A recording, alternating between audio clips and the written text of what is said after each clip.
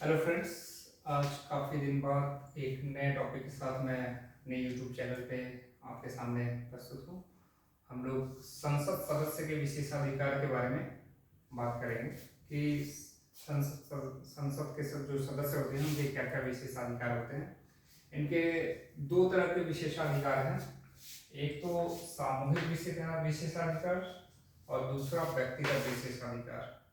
सामूहिक विशेषाधिकार मतलब एज अ ग्रुप, जो संसद सदस्यों का पूरा एक ग्रुप है उसका क्या विशेषाधिकार है, और इंडिविजुअल लेवल पे एक एक संसद सदस्य का उसका क्या विशेषाधिकार है।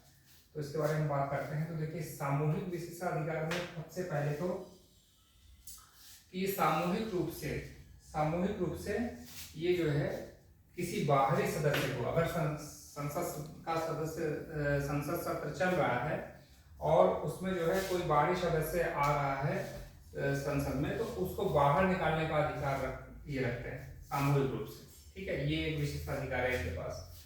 दूसरा, संसदीय कार्यवाही को प्रकाशन का अधिकार। संसद के सत्र के दौरान संसदीय कार्यवाही जो हो रही है उसके प्रकाशन का अधिकार जो है ये किसी को भी दे सकते हैं। किसी दूसरे व्यक्ति को ये संसदीय कार्यवाही के प्रकाशन का अधिकार दे सकते हैं as a whole member, as a group.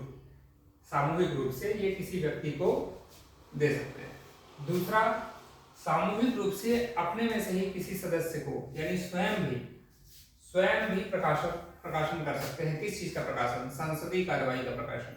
ठीक है, संसदीय कार्यवाही का प्रकाशन खुद भी कर सकते हैं। अगला है, किसी को प्रकाशन करने पर रोक भी सकते हैं। सामूहिक रूप से अगर कोई प्रकाशन कर रहा है संसद के सत्र की कार्यवाही का, तो उसको ये रोक भी सकते हैं। ठीक है, उसके बाद संसद की कार्यवाही को चलाने का अधिकार है इनके पास। सामूहिक रूप से संसद की कार्यवाही को चलाने का भी अधिकार है। अपनी बैठक को सीक्रेट भी रख सकते हैं, गुप्त रख सकते हैं। अपनी बैठक को, ये सामूहिक अधिकार है, बैठक को गुप्त रखा जा सकता है।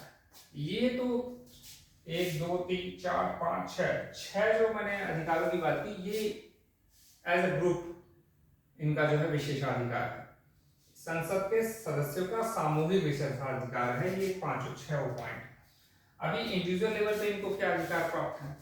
इंडिविजुअल लेवल पे की अगर बात करें तो संसद का सत्र यानी कि पार्लियामेंट सेशन जब स्टार्ट हो रहा है, तो स्टार्ट होते ही उसके 40 दिन पहले और उसके 40 दिन बाद तक इस पीरियड बैंड में इन पर, किस पर, व्यक्तिगत रूप से किसी भी संसद के सदस्य पर कोई भी सिविल कार्यवाही नहीं हो सकती।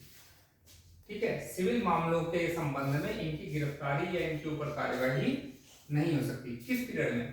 संसद सत्र के शुरुआत से 40 दिन पहले और 40 दिन बाद, इस पीरियड में।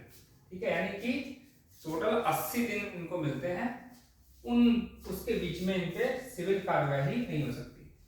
अगला जो अधिकार है इनका व्यक्तिगत रूप से, वो है कि व्यक्तिगत रूप से इनको बोलने की आजादी है, बोल सकते हैं। ठीक है, ये तो आजादी है ही है, इनको स्वतंत्रता है ही। अगला जो इनका विशेषाधिकार है कि पीठासीन अधिकारी, यानी कि संसद का जो भी लोकसभा का अध्यक्ष या राज्यसभा का पीठासीन अधिकारी, सभापति बोलते हैं, उसकी अनुमति के बिना संसद सत्र अगर चल रहा है तो इनको जो है गवाही के लिए भी नहीं ले जाया जा सकता। कहीं भी इनकी अगर किसी न्यायालय में जरूरत पड़ती है तो उसकी गवाही के लिए भी बिना पीठासीन अधिकारी की अनुमति के इनको नहीं ले जाया जा सकता। ठीक है, तो ये तो इनका विशेषाधिकार हो गया। एक और पॉइंट है जो मैं आपको बताना चाहूंगा, ये विशेषाधिकार नहीं है लेकिन ये जानना जरूरी है कि संसद का कोई भी सदस्य अगर पीठासीन अधिकारी के अनुमति के बिना 60 दिन या उससे ज्यादा अनुपस्थित रहे तो उसकी सदस्यता क्या खत्म हो जाती है। ठीक है, तो ये आपके टॉपिक थे संसद सदस्य के विशेषाधिकार। आज से रेगुलर क्लासेस हमने स्टार्ट कर दी हैं। आपको ऐसे ही टॉपिक में आपकी पॉलिटी से संबंधित सारी टॉपिक्स मैं आपको लेके आऊंगा। इसके पहले की वीडियो ऑलरेडी मेरे चैनल पे अवेलेबल है और आप लोग इसको देखिए, इसको शेयर कीजिए, लाइक कीजिए, कमेंट कीजिए, कोई सुझाव हो वो बताइए। Thank you very much.